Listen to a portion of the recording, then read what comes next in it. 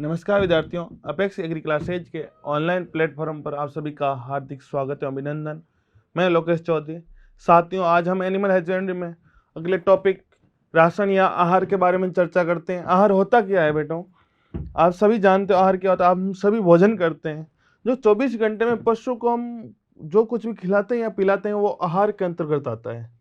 क्या होता है साथियों, जो भी हम पशु को 24 घंटे के अंदर जो कुछ भी हम खिलाते हैं और पिलाते हैं वो आहार के अंदर आते हैं। क्लास शुरू होने से पहले आपको एक बात बता देता हूँ। जो भी इस चैनल पर नए आए साथियों, वो क्लास को लाइक कर देना, चैनल को सब्सक्राइब करना मत भूलिए और अपने दोस्तों को अधिक से अधिक शेयर कर देना। चलिए साथियों, आज की हमारी क्लास स्टार्ट करते हैं। आज का हमारा टॉपिक जो रहेगा आहार रहेगा। पशुओं में आहार प्रबंधन। आहार की बात करें साथियों, पशुओं को 24 घंटे में जो कुछ भी खिलाया या पिलाया जाता है वो आहार कहलाता है। आप आहार तो समझ रहे हो, लेकिन उसके अलावा साथियों एक होता है आहार, एक होता है संतुलित आहार, एक होता है जीवन निर्वाह आहार,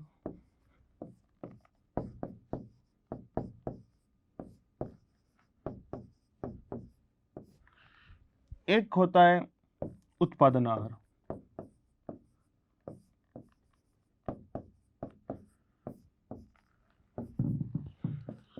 अब इन चारों को आप ध्यान से देखना।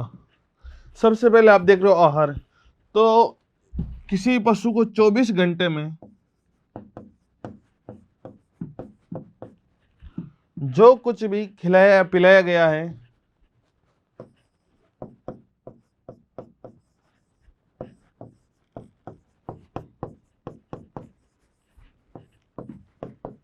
पिलाई गई सामग्री आहार के अंतर्गत आती है।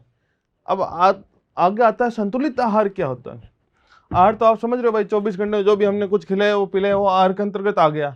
लेकिन अब आपको बताना है संतुलित आहार किसे कहते हैं। वह आहार जिसमें सारे के सारे पोषक तत्व उपस्थित हो। क्या बेटा? संतुलित आहार में सभी पोषक तत्व, जब बेटा सभी पोषक तत्व उपस्थित होंगे उसे हम संतुलित आहार कहेंगे। पोषक तत्व उपस्थित होंगे तो बेटा जो भी पशु है उसके शरीर में जो जो न्यूट्रिएंट्स चाहिए होंगे उनकी पूर्ति होगी और वह अच्छा व स्वस्थ होगा। लेकिन जीवन निर्वाह आहार क्या होता है?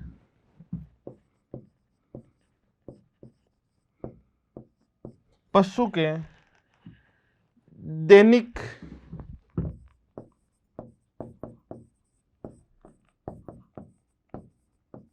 दिनचर्या का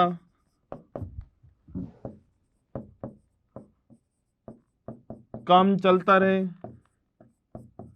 या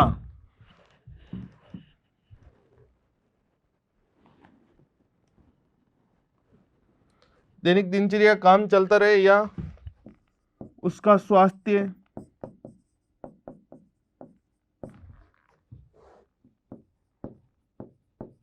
प्रजनन वे भार ढोने की क्षमता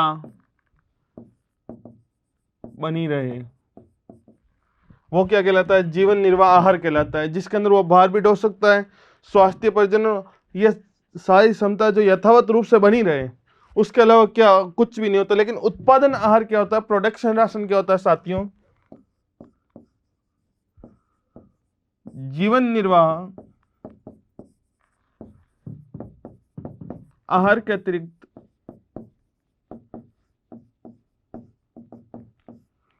जो कुछ भी पशु को खिलाया या पिलाया जाता है उत्पादन के लिए, जैसे दूध उत्पादन के लिए हम अलग से मांटा या दाना देते हैं, वो साथियों क्या होता है? उत्पादन आहार होता है। जीवन निर्वाह आहार जिसके अंदर कुल मिलाकर पशु जीवित रह सके, वो जब अपनी यथावत स्थिति में वैसी बनाए रख सके, वो कौन सा होता है साथियों? जीवन निर्वाह आहार होता है। उससे पहले हमने पढ़ा था संतुलित आहार, जिसके अंदर साथियों सारे के सारे एसेंशियल न्यूट्रिएंट्स या पोषक तत्व उपस्थित होते हैं, वो होते हैं संतुलित आहार। आहार आप सभी को पता है, कोई कंफ्यूजन नहीं रहना चाहिए। चलिए हम वापस चलते हैं अपनी स्लाइड के ऊपर। साथियों, हम पढ़ रहे थे आहार या राशन। पशुओं में आहार प्रबंधन पढ़ते हैं। आहार क्या होता है साथियों? पशुओं को 24 घंटे में खाने के दिए जाने वाला पदार्थ क्या कहलाता है? आहार कहलाता है। सभी को पता है, मैंने अभी आपको याद करा दिया। अभी तक हमने इस परिभाषा को 3 से 4 बार रिपीट कर दिया, अब तो आपको याद हो ही गई होगी। ऐसा तो है नहीं कि बच्चे बार बार जब रिवाइज करते हैं, कहते हैं ना, बारंबारता जब जब हम करते हैं तो वो चीज़ और अधिक याद रहती है। जिंदगी का एक मूल सिद्धांत है बेटा, हर चीज़ को बार बार पढ़ा करो। जो याद नहीं होती आप उसको बार बार रिवाइज किया करो, वो अपने आप याद हो जाएगी। कई चीज़ें जो हमें बार बार याद होती है, जैसे हम कुछ चीज़ें देखते हैं, हम उस शब्द को बार बार बोलते हैं तो वो बार बार शब्द याद होता रहता है। बारंबारता का नियम हमेशा जीवन में लागू रहना चाहिए। अगर आपने आज पढ़ा, सुबह पढ़ा, शाम को रिवीजन किया, ठीक है, उसको बाद में आपने दूसरे दिन रिवीजन किया, तीसरे दिन रिवीजन किया, उसके बाद आपने हफ्ते में एक बार देखा, वो बारंबारता होती चली गई। आपने महीने में एक बार देखा, तो जो चीज़ें वो सालों साल याद रहती है। ठीक है बेटा, जो चीज़ याद नहीं होती उसमें बारंबारता अपनाया करो। चलिए हम आगे चर्चा करते हैं साथियों, संतुलित आहार की, बैलेंस राशन की। तो ऐसा आहार जिसमें सभी पोषक तत्व उपस्थित होते हैं साथियों, वो क्या कहलाता है? संतुलित आहार कहलाता है। आगे हम देखते हैं साथियों, जीवन निर्वाह आहार या लाइफ मेंटेनेंस राशन। वह आहार जो पशु को स्वस्थ वह शरीर का तापमान, भार को यथावत बनाए रखने के लिए दिया जाता है। कुल मिलाकर वो पशु जीवित रहता है। कोई भी पशु, उसको जीवित रखने के लिए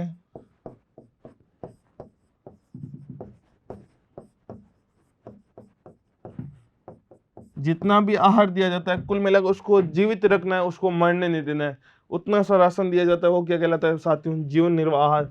नाम में ही पता चला है, जीवन का निर्वहन करने के लिए जो आहार दिया जाता है वो क्या कहलाता है बेटा? जीवन निर्वाह आहार कहलाता है। उसका आगे हम पढ़ेंगे साथियों, उत्पादन आहार, प्रोडक्शन राशन। इसके अंदर क्या है साथियों? जीवन निर्वाह आहार के अतिरिक्त जो आहार दिया जाता है वो क्या कहलाता है? उत्पादन आहार कहलाता है। जैसे आपको दूध उत्पादन के लिए दाना देते हो, उन उत्पादन के लिए अगर आपने अलग से कुछ खिलाया, मांस उत्पादन के लिए आपने अलग से कुछ खिलाया, अंडा उत्पादन के लिए, प्रजनन के लिए और वृद्धि के लिए अगर आपने जो कुछ भी अलग से खिलाया, वो किस में आएगा साथियों? उत्पादन आहार में आएगा या प्रोडक्शन राशन में आएगा बेटा। ये चारों परिभाषाएं याद रखनी है। आपका आहार का टॉपिक धीरे धीरे, बहुत छोटा सा टॉपिक है, आप धीरे धीरे अगर बार बार पढ़ोगे तो बेटा हर चीज़ याद होती रहेगी। आपके एनिमल अटेंडेंट में बेटा 45 सवाल आएंगे। कितने? 45 क्वेश्चन। अगर आप हमारे साथ बने रहोगे एनिमल अटेंडेंट वालों, तो आपके 45 के 45 सवाल हम क्लियर कराने की जिम्मेदारी लेते हैं। बस आपको उन क्लासों को देखना है, नोट्स बनाने, और उन नोट्स को बारंबार या बार बार पढ़ना है। जैसे जैसे आप उन नोट्स को बार बार पढ़ोगे तभी आपको याद होते रहेंगे। बस यही आपको एक ट्रिक अपनानी है। जिंदगी में किसी भी चीज़ का शॉर्टकट नहीं होता बेटा। हर चीज़ को, हर मंजिल को प्राप्त करने के लिए मेहनत करनी पड़ती है।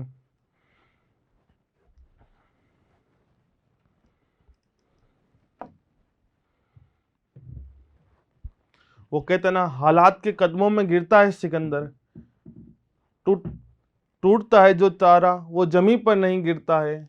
शौक से दरिया गिरता है समंदर में, मगर समंदर कभी दरिया में नहीं गिरता बेटा। ये याद रखना, जिंदगी उसूलों से जी जाती है। चलिए हम हमारे टॉपिक पर चर्चा करते हैं साथियों। आगे हम पढ़ेंगे गाय और बैल को। अगर उनका शरीर का भार 100 kg है गाय और बैल का, तो उन्हें 2.5 किलोग्राम शुष्क चारा देंगे। अगर कोई भी भैंस है, उसका बॉडी वेट 100 किलोग्राम है, तो उसे 3 kg चारा देंगे। चलो हमने पढ़ लिया। अगर कोई भैंस है, उसका वेट 500 kg है, तो उसे आप शुष्क चारा कितना दोगे? तो एक तो मैं आपको सीधे से बता देता हूँ, 3 किलो देते हो, 100 कर दो इंटू 500 कर दो, 2 जीरो से 2 जीरो कट, 15 kg। ये तो आपका आ गया। अगर हम शुद्ध से ज्ञात करना चाहें, अगर आपको सीधा याद है बेटा 3 किलो है, तो ये 3 किलो तो आपको याद रखने ही पड़ेंगे। 500 किलो की है तो कितनी बार 5 से इनको गुणा कर दो। 3 को 100 पर 3 देते हैं, 500 को 5 को 3 से गुणा कर दो, कितना दोगे बेटा? 15 किलो। कितना दोगे? 15 केजी। चलिए, गाय और बैल को 100 किलो पर कितना शुष्क चारा देते हैं बेटा? 2.5 किलो। और भैंस को 3 केजी शुष्क चारा देते हैं, ये भी आपको याद रखना। आगे हम चर्चा करते हैं गाय को 3 लीटर दूध पर, कितने लीटर दूध पर साथियों? 3 लीटर दूध पर। और भैंस को 2.5 लीटर दूध पर 1 किलोग्राम दाना देते हैं। अगर कोई पशु है जैसे गाय है, उसके 9 लीटर दूध हो रहा है, कितना साथियों?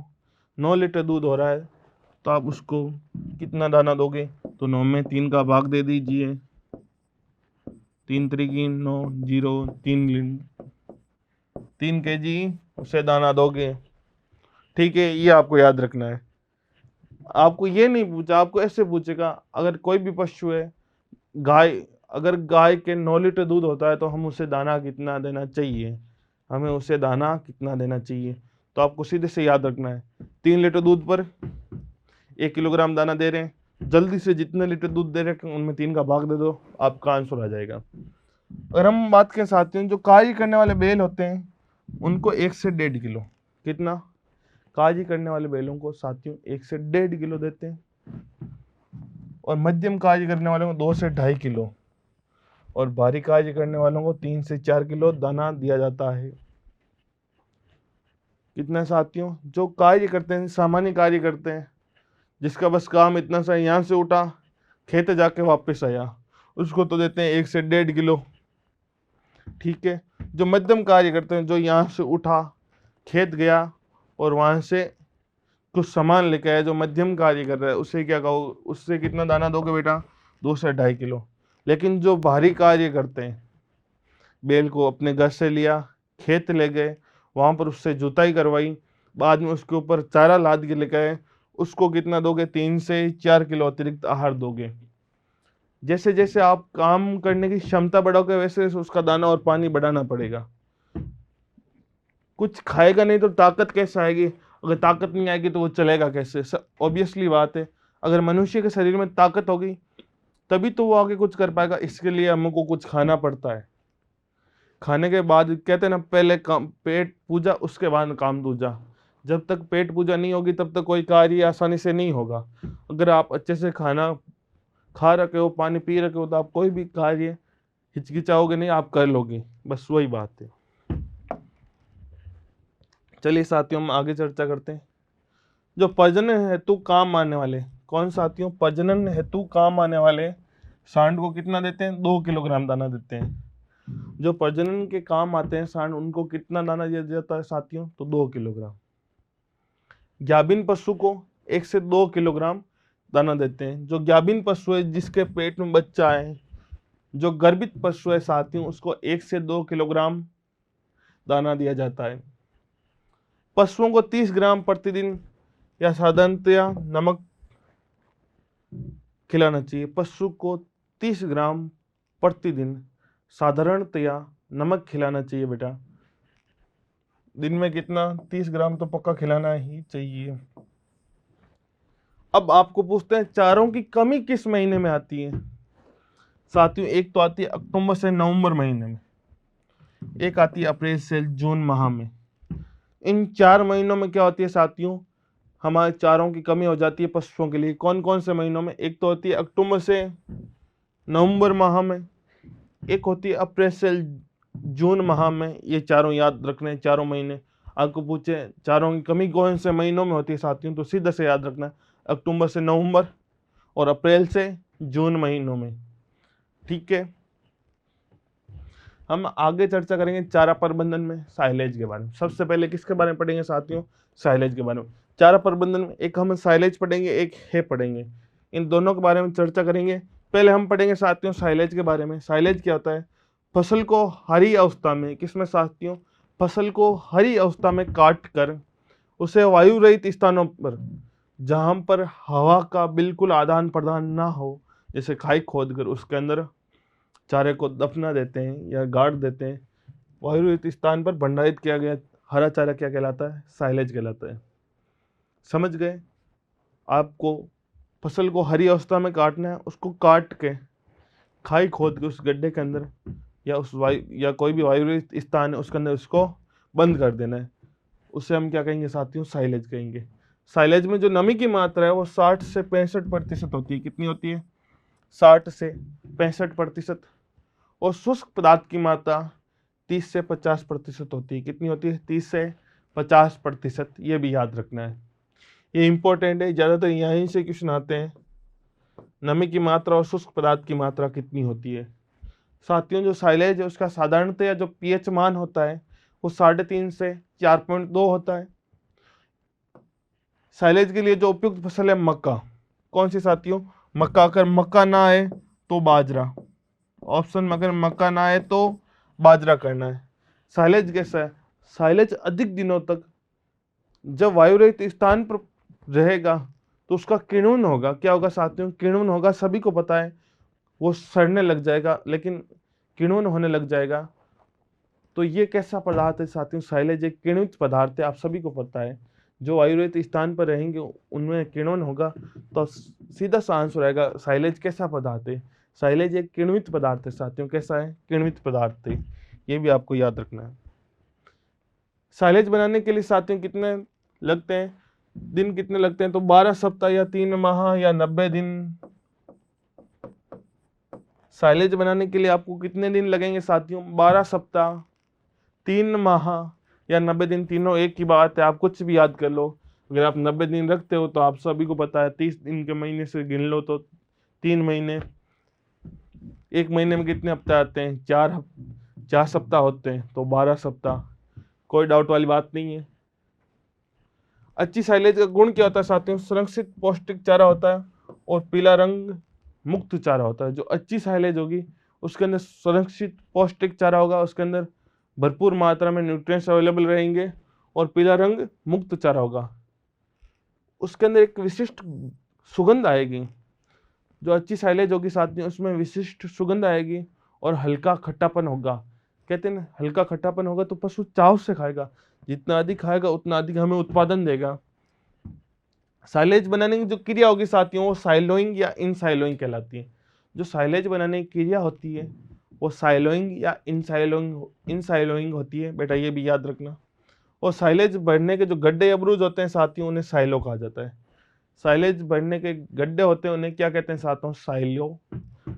साथियों क्या कहते हैं? साइलो। और साइलेज बनाने की जो क्रिया होगी वो साइलोइंग या इनसाइलोइंग होगी। अब आपको अगर साइलेज बनाने की क्रिया याद है साइलोइंग, तो साइलेज बनाएंगे किस में साथियों? गड्ढों में। तो उन गड्ढों को क्या कहोगे? साइलो कहोगे। ठीक है, अगर आपको ये याद है जिन गड्ढों में साइलेज बनाया जाता है वो साइलो कहलाता है, तो इसके पीछे इंगी तो लगाना है। ठीक है, चलिए साथियों हम आगे चर्चा करते हैं। साइलेज अधिक कार्बोहाइड्रेट वाली फसलों का बनाया जाता है। किनका बनाते हैं साथियों साइलेज? जो अधिक कार्बोहाइड्रेट वाली फसलें हैं उनका बनाया जाता है, जैसे मक्का हो गया, बाजरा हो गया। नहीं तो क्या होता है साथियों, जो फसल है वो उस वायुरहित स्थान पर पूर्णतः सड़ जाती है। मीठी साइलेज में क्या होता है साथियों? दुग्ध अम्ल की मात्रा अधिक होती है और अम्लीय साइलेज में साथियों एसिटिक अम्ल की मात्रा अधिक होगी। जो मीठी साइलेज होगी उसके अंदर क्या होंगे साथियों? दुग्ध अम्ल की मात्रा अधिक होती है, जबकि जो एसिडिक या अम्लीय साइलेज होगी उसमें साथियों एसिटिक अम्ल की मात्रा अधिक होगी। जो एसिड साइलेज सॉरी जो अम्लीय साइलेज होगी या एसिटिक साइलेज होगी उसके अंदर साथियों एसिटिक अम्ल की मात्रा अधिक पाई जाती है। और भारत में जो साइलो प्रसिद्ध है वो कौन से साथियों? गड्ढे या खाईनुमा साइलो अधिक प्रचलित है। कौन से हैं साथियों? भारत में गड्ढे या खाईनुमा साइलो अधिक प्रचलित है बेटा, ये भी आपको याद रखना है। आगे हम पढ़ेंगे साइलेज के प्रकार। क्या पढ़ेंगे साथियों? साइलेज के प्रकार। साइलेज 2 प्रकार का होता है। कौन कौन से? तो साथियों ब्यूटारिक अम्ल किण्वन साइलेज होता है, एक होता है लैक्टिक अम्ल किण्वन।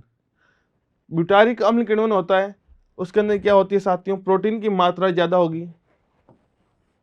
क्या होगी साथियों? प्रोटीन की मात्रा ज्यादा होगी और इसकी गुणवत्ता क्या होगी? खराब होगी। अब ब्यूटारिक अम्ल किण्वन की बात करें साथियों, जब साइलेज का किण्वन हो रहा होता है क्या होता है साथियों? साइलेज का किण्वन हो रहा होता है तब वायु की उपस्थिति हो जाती है। क्या हो जाती है? कहीं ना कहीं से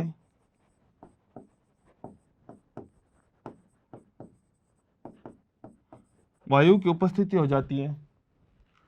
तो साथियों उसके अंदर क्या हो जाती है? प्रोटीन की मात्रा ज़्यादा हो जाती है और इसकी गुणवत्ता क्या होती है? खराब हो जाती है। लेकिन जब पूर्णतया वायु रहित स्थान होगा, कैसा होगा साथियों? वायु रहित स्थान होगा। और साथियों वायु रहित स्थान के साथ साथ यहाँ पर हवा या जो कुछ भी साथियों बाहर से अदर से कुछ भी, कोई भी धूल का कण भी नहीं आ सकता उस स्थान पर। अगर इसका किण्वन होगा तो वो कैसा होगा साथियों? लैक्टिक अम्ल किण्वन होगा। और इस चारे में किसकी साथियों? कार्बोहाइड्रेट की मात्रा अधिक होगी और इसकी गुणवत्ता अच्छी होगी और इसे पशु चाव से खाएगा।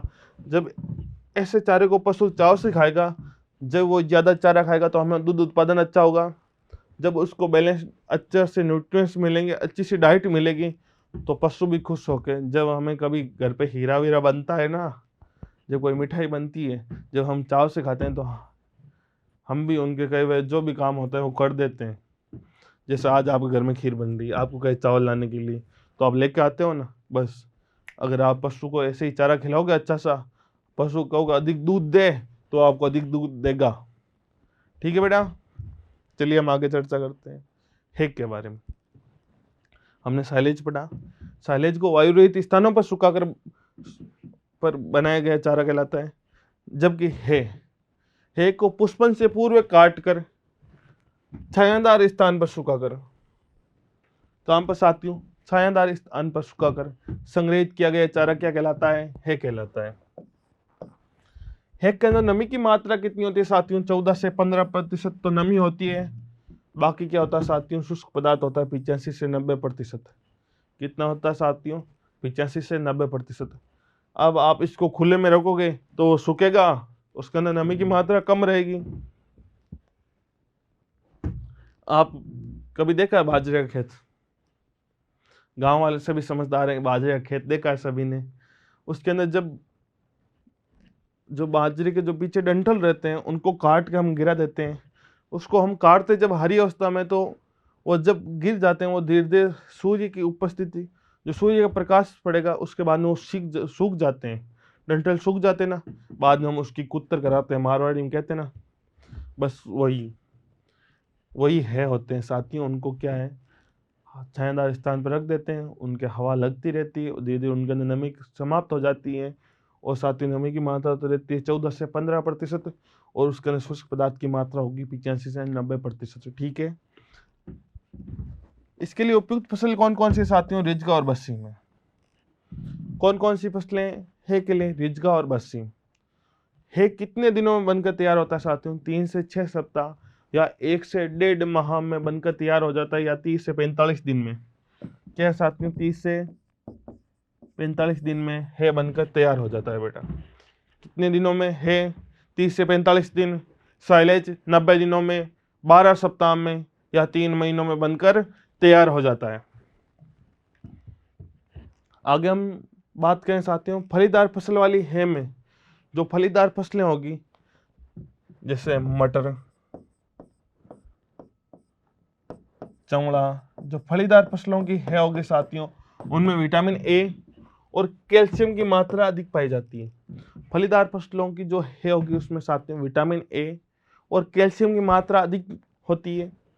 और जई एक ऐसी फसल है, इंपॉर्टेंट लगा लेना बेटा, याद रखना, जई एक ऐसी फसल है जिसकी है वे साइलेज दोनों बनाए जाते हैं। जई एक ऐसी फसल है जिसके है वे साइलेज दोनों बनाए जाते हैं। जई एक दलहनी फसल है जिसे रबी में हरे चारे के रूप में उपयोग किया जाता है। जई के बारे में एक लाइन और याद रखना, जई एक ऐसी दलहनी फसल है जिसे रबी में हरे चारे के रूप में उपयोग किया जाता है। क्या किया जाता है साथियों? रबी में हरे चारे के रूप में उपयोग किया जाता है। और जई से एकमात्र ऐसी फसल है जिसे है वे साइलेज दोनों तैयार किए जाते हैं। ये भी आपको याद रखना है बेटा। बिनोले की जो खली होगी साथियों उसके अंदर गॉसिफॉल टॉक्सिन होता है। बिनोले की खली में कौन सा होता है? गॉसिफॉल टॉक्सिन होता है, जिसे आयरन सल्फेट मिलाने पर उसकी जो घातकता होती है साथियों उसको कम कर देते हैं।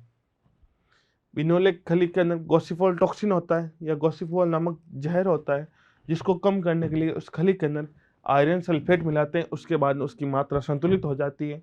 कोई दिक्कत वाली बात नहीं है, आप आराम से खिलाइए पशुओं को, कुछ भी नहीं होने वाला है। उसके अंदर आयरन सल्फेट मिला हुआ होता है, उसकी मात्रा संतुलित होती है, ठीक है। लेकिन बिनोले की खली को सीधे नहीं खिलाना चाहिए। ज़्यादा मात्रा में खिलाने पर पशु बीमार हो जाता है या कभी कभार मर भी जाता है, क्योंकि उसके अंदर गॉसिफॉल टॉक्सिन होता है। खलियों में शुष्क पदार्थ की मात्रा कितनी होती है साथियों? 90% होती है। जो खलियां होती है उनके अंदर शुष्क पदार्थ की मात्रा 90% होती है। और मिश्रित है के अंदर, अगर हम मिश्रित है के उदाहरण देखें साथियों, तो गंवार और जवार, दोनों शब्द समान लग रहे हैं, गंवार और जवार। ये गंवार वो वाला गंवार नहीं है जो पढ़ा लिखा होकर भी कुछ ना समझ बनता है, हम उसे कहते हैं ए गंवार, वो गंवार नहीं है। ये गंवार फसल है और जवार भी बेटा फसल है। इसके अंदर विटामिन ए सर्वाधिक होते हैं, विटामिन डी, विटामिन ई और सी पर्याप्त मात्रा में होंगे, और कैल्शियम सर्वाधिक होता है, और फास्फोरस मध्यम मात्रा में होता है के अंदर। है के अंदर क्या होता है साथियों? विटामिन ए सर्वाधिक होता है, विटामिन डी, सी और ई पर्याप्त मात्रा में होंगे, कैल्शियम सर्वाधिक होगा, और फास्फोरस क्या होते हैं साथियों? मध्यम होते हैं। आगे हम बात करें हेक के प्रकारों की साथियों। हेक के प्रकार कौन से? पहला प्रकार है साथियों फलीदार फसल वाली है। जो फलीदार फसलों से है बनाई जाती है वो क्या क्या कहलाती है साथियों? फलीदार फसल वाली है, जैसे मटर, लोबिया, बरसीम और रिजिका। एक होता है फली रहित फसल वाली है। कौन सी होती है साथियों? जिसके अंदर फली रहित फसलें काम लेते हैं, जैसे घास है, दूब, नेपियर, सूडान घास, चारे वाली फसलें जैसे जवार, ठीक है। आगे हम बात करें साथियों मिश्रित है की, तो इसके अंदर फलीदार और बिना फलीदार दो होते हैं, जिसके अंदर सोयाबीन, सूडान, जई और मटर काम में लेते हैं। क्या क्या काम में लेते हैं साथियों? एक तो फलीदार फसलें, उसके साथ में सोयाबीन, सूडान, जई और मटर काम में लेते हैं। और अनाज वाली जो फसलें होती हैं उनकी है बनाते हैं, उसके अंदर जो अनाज वाली फसलें साथियों वो काम में लेते हैं, जैसे जौ, जई, बाजरा और गेहूं काम में ली जाती है बनाने के लिए। एक होता है लूंग या लूम, खेजड़ी की पत्तियों को सुखाकर प्राप्त चारा। खेजड़ी की पत्तियों को सुखाकर जो प्राप्त चारा किया जाता है वो लूंग या लूम कहलाता है। गांव में सभी ने देख रखा है लूंग या लूम क्या होता है, सभी जानते हो बेटा। खेजड़ी देख रखी है, राजस्थान का राज्य वृक्ष है खेजड़ी, और राज्य पुष्प कौन सा साथियों? रोहिड़ा है बेटा, याद रखना। अब लूंग या लूम खेजड़ी सभी ने देख रही है गांवों के अंदर।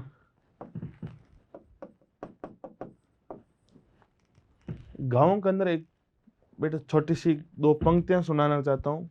वो कहते हैं, एक छोरी कालची, जीव मारो बालती, प्रीत जद जतावती, तो टिंड सी उचालती, रीस जद आवती, तो टोगरिया ने मारती, एक छोरी कालची, जीव मारो बालती। ठीक है ना बेटा? अच्छी लगी तो क्लास को लाइक, सब्सक्राइब और शेयर जरूर करना बेटा। पाला क्या होता है साथियों? पाला आपने कभी बोल्डी देख रखी है? अब बोल्डी से आप नहीं समझ रहे हो, जिसके ऊपर बोर होते हैं वो देख रखा है पौधा, उसकी जो पत्तियां होती है साथियों उसे पाला कहते हैं, पाला कहते हैं, सॉरी, उससे क्या कहते हैं? पाला कहते हैं। जड़ बेड़ी की सूखी पत्तियों क्या कहते हैं साथियों? पाला। लूंग और पाला प्रोटीन युक्त चारे होते हैं। कैसे होते हैं साथियों? लूंग और पाले में प्रोटीन होता है, जिन्हें अकाल का चारा भी कहते हैं। जब अकाल पड़ता है साथियों तब पीछे यही चारा बचता है। राजस्थान के अंदर खेजड़ी और बोल्डी, ठीक है, वो ही, या बेर का पौधा, वो ही सर्वाइव कर पाते हैं जब कम पानी की मात्रा होती है, और इन्हें पशु चाव से खाते हैं, और इनके अंदर प्रोटीन की मात्रा अधिक होती है, तो दूध उत्पादन भी इनको खिलाने से अच्छा होता है। पशुओं हेतु खाद्य खलियां कौन कौन सी साथियों? कपास हो गई, कुसुम हो गई, तिल, सरसों और मूंगफली। कौन कौन सी साथियों खाद्य खलियां जिन्हें पशु खा सकता है? कपास, कुसुम, तिल की खली, सरसों की खली और मूंगफली की खली। आप सभी घर पे खिलाते हो ना पशुओं को? खिलाते हो कि नहीं खिलाते हो अधिक दूध उत्पादन के लिए? कौन कौन से खिलाते हो साथियों? सभी को पता है, कपास, शुद्ध कपास या खल, याद है ना, लिखा होता है ना ऊपर, जो आप कपास की जो चारे की का पैकेट लेके आते हो उसके ऊपर कुसुम की खली, तिल की खली, सरसों की खली और मूंगफली की खली खिलाते हो। चलिए साथियों हम आगे चर्चा करते हैं। सरसों की खली में नाइट्रोजन की मात्रा कितनी होती है? 5.2%। तिल की खली में नाइट्रोजन की मात्रा साथियों 6.2% होती है। कुसुम की खली में नाइट्रोजन की मात्रा 60.9% होती है। मूंगफली की खली में नाइट्रोजन की मात्रा 7.2% होती है। और जो एक खाद्य खलियां साथियों वो कौन कौन सी है? अलसी, अरंडी, नीम और महुआ।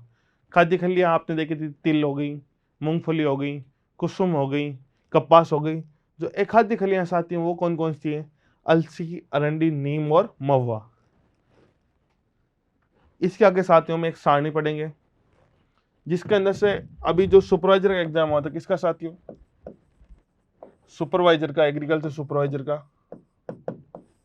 उसके अंदर सीधा सा क्वेश्चन आया था और यहां से आया 2/3 भाग और 1/3 भाग। चारे का कितना भाग खिलाते हैं पशु को और दाने का कितना भाग खिलाते हैं। तो इस सारणी से क्वेश्चन आने के बहुत ज्यादा चांस रहते हैं बेटा। आपको मन लगाकर एक बार मैं समझा देता हूँ, एक बार आप नोट्स में लिखना, तब आपको थोड़ा बहुत याद होगा। शाम को और पढ़ना, आज याद ना हो तो कल और पढ़ना, बाद में थोड़ा थोड़ा याद हो तो 3-4 दिन तक इसको लगातार पढ़ना, फिर हफ्ते में एक बार देखना। जब आप 3-4 हफ्ते इसको लगातार देखते रहोगे तो बेटा ये सारणी पूरी याद हो जाएगी। और इससे हर बार 1-2 क्वेश्चन आते रहते हैं, तो आपको इसको ध्यान से देखना और आराम से पढ़ना है। पहले हम चर्चा करेंगे साथियों चारा, रेफेज या फोडर की बात करें तो इसके अंदर जो चारा और रेफेज के अंदर जो साथियों कच्चा रेशा होता है वो 18% से अधिक होना चाहिए। कितना होता है? चारे के अंदर जो कच्चा रेशा होगा साथियों वो 18% से अधिक होगा। जो टीडीएन होगा, टीडीएन की फुल फॉर्म पूछी गई है बेटा बहुत बार, तो याद रखना, टोटल डाइजेस्टेबल न्यूट्रिएंट्स, पूर्ण पचनीय पोषक, पूर्ण पचनीय पोषक, याद रखना। ये कितने होते हैं साथियों? 60% से कम होते हैं। ये कुल आहार का कितना? 2 से 3 भाग होता है। जो साथियों जो चारा होता है वो कुल आहार का 2 से 3 भाग होता है, लेकिन जो दाना है साथियों वो कुल आहार का 1/3 भाग होता है। कितना होता है? 1/3 भाग होता है। इसके अंदर क्रूड फाइबर कितने होते हैं साथियों? 18% से कम होते हैं। जो टीडीएन होगी वो 60% से अधिक होगी। क्रूड फाइबर 18% से कम होगा, जो टीडीएन होगा साथियों वो 60% से अधिक होगा। ये देखो, कच्चा रेशा या क्रूड फाइबर 18% से अधिक होगा और टीडीएन क्या होगा साथियों? 60% से कम, तो ये दाना 60% से अधिक होगा। कुल आहार का कितना देते हैं? 1/3 भाग देते हैं दाना। खाद्य संपूरक क्या होते हैं साथियों? इसके अंदर विटामिन, खनिज लवण, वर्दी, हार्मोन और एंटीबायोटिक आते हैं। खाद्य संपूरक के अंदर क्या क्या आते हैं साथियों? विटामिन, खनिज लवण, वर्दी, हार्मोन और एंटीबायोटिक आते हैं। चारा और रेफेज को 2 भागों में और बांटा है। चारे 2 प्रकार का होते हैं, सभी को पता है, सूखा चारा और हरा चारा। सूखा चारा और साथियों हरा चारा सभी को पता है। अब सूखा चारा 2 प्रकार का होता है, एक दलहनी होता है, एक अदलहनी होता है। एक दाल वाला होता है, एक बिना दाल वाला होता है, जो खाद्य फसलें होती हैं उनका। हरा चारा भी 2 प्रकार का, दलहनी और अदलहनी। अब इनके उदाहरण देखने हैं साथियों। दलहनी के अंदर मटर, अरहर, मूंगफली का भूसा आएगा और है आएगा। और अदलहनी के अंदर साथियों गेहूं, जौ, जई, ज्वार, बाजरा और मक्का। क्या क्या आएंगे? गेहूं, जौ, जई, ज्वार, बाजरा और मक्का साथियों। और हरे चारे के अंदर साथियों जो दलहनी होगी उनमें रिजगा, बरसीम, चौड़ा और ज्वार आएगा। क्या क्या आएंगे? रिजगा, बरसीम, चौड़ा और ज्वार। और दलहनी के अंदर साथियों जवार, बाजरा, मक्का, जई और जौ। क्या क्या आएंगे? जवार, बाजरा, मक्का, जई और जौ। इनको हरे अवस्था में खिला दें तो हरा चारा हो गया, इनको सूखा कर खिलाएं साथियों तो वो सूखा चारा हो गया। ठीक है, सूखा चारा कुल चारे का साथियों जो हम चारा खिलाते हैं ये रेफेज या फोडर, उसके कुल चारे का 3/4 भाग खिलाते हैं, जिसके अंदर नमी की मात्रा कितनी होती है साथियों? 10 से 15%। ये कुल चारे का 1/4 भाग खिलाते हैं हरा चारा होता है जो साथियों, और इसके अंदर नमी की मात्रा 60 से 90% होती है।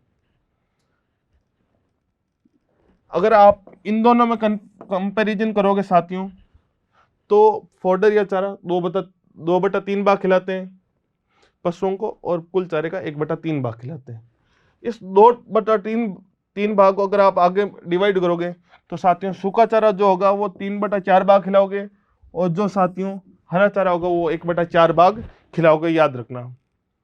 जो दाना होंगे साथियों वो प्रोटीन युक्त, जिसके अंदर 18% से अधिक डीसीपी होगी। अगर आप इसके अंदर पशु जनित की बात करोगे साथियों, तो रक्त चूर्ण, हड्डी चूर्ण और मछली चूर्ण खिलाओगे। जो दाना होगा उसके अंदर अगर आप पशु जनित दाना दोगे तो उसके अंदर रक्त चूर्ण, हड्डी चूर्ण और मछली चूर्ण, ठीक है, ये इसके उदाहरण है। अगर आप वनस्पति जनित दोगे तो खाद्य खलियाँ होगी, जैसे बिनोले की खली, मूंगफली की खली, सरसों की खली और तिल की खली काम में लोगे आप। और खलियों में साथियों शुष्क पदार्थ की मात्रा कितनी होती है? 90%, याद रखना, इंपॉर्टेंट लगा लेना। खलियों में शुष्क पदार्थ की मात्रा साथियों 90% से अधिक होती है। अगर आप खाद्य संपर्क में देखोगे तो इसके अंदर कार्बोहाइड्रेट अधिक होते हैं, और डीसीपी की जो मात्रा होगी साथियों वो 18% से कम होगी। जिसके अंदर पूर्ण दाना क्या क्या होंगे साथियों? गेहूं, मक्का, जवार, बाजरा और चावल। क्या क्या होंगे साथियों? गेहूं, मक्का, जवार, बाजरा और चावल। अगर आप खाद्य उपजात की बात करो साथियों तो राइस पॉलिश आते हैं। पॉलिश किए हुए जो राइस आते हैं साथियों वो गेहूं की चोकर आती है और दलहन की चूरी आती है। मार्केट में सारे अवेलेबल रहते हैं, जिनके अंदर क्या होता है साथियों? विटामिन, खनिज, लवण और वैद्य हार्मोन और एंटीबायोटिक होते हैं। पिछली बार जो सुपरवाइजर हुआ था साथियों अभी जो, उसके अंदर ये क्वेश्चन आएगा 2/3 भाग और 1/3 भाग कुल आहार का चारा और दाना कितना खिलाते हैं साथियों? तो 2/3 भाग और 1/3 भाग। कुल चारे का सूखा चारा कितना खिलाते हो साथियों? तो 3/4 भाग। और कुल चारे का साथियों जो हरा चारा होगा वो कितना खिलाओगे? 1/4 भाग। ये याद रखना है बेटा, बहुत सिंपल सारणी है, आपको आसानी से याद हो जाएगी। आप इसको बारंबार तक करते रहना। आशा करता हूँ आप सभी को समझ आई। आप सभी को क्लास अच्छी लगी हो तो साथियों क्लास को लाइक, शेयर और सब्सक्राइब जरूर कर देना। अगर आप 12th एग्रीकल्चर ले रखी है इस बार, अगर आप क्रैश कोर्स करना चाहते हैं साथियों तो आपका हार्दिक स्वागत है अपेक्स एग्री क्लासेज के ऑनलाइन और ऑफलाइन दोनों प्लेटफॉर्म पर साथियों। हमारा जो जेट CUET जो ICAR के एग्जाम होंगे साथियों, उनका जो क्रैश कोर्स होगा आपके जैसे ही 28 मार्च को 12th वालों के एग्जाम खत्म होंगे, 29 मार्च से अपेक्स के अंदर, अपेक्स एग्री क्लासेज जोधपुर के अंदर साथियों क्रैश कोर्स स्टार्ट होने वाला है। और क्या क्या है साथियों अपेक्स एग्री क्लासेज में? 11th और 12th फाउंडेशन होगा, उसके बाद में एक हमारा लॉन्ग ईयर बैच भी चलेगा, टारगेट बैच। इसके अंदर साथियों हमारे हिंदी और इंग्लिश मीडियम दोनों के अलग अलग बेंच रहने वाले हैं। अगर आप जेट CUET क्रैक करना चाहते हैं, आप उनमें सेलेक्ट होना चाहते हैं तो हमसे जोड़िए अपेक्स एग्री क्लासेज से साथियों। आज के लिए बस इतना ही, धन्यवाद। कल फिर मिलेंगे किसी नए टॉपिक के साथ में। सभी कश्ती वीरों को मेरा सलाम।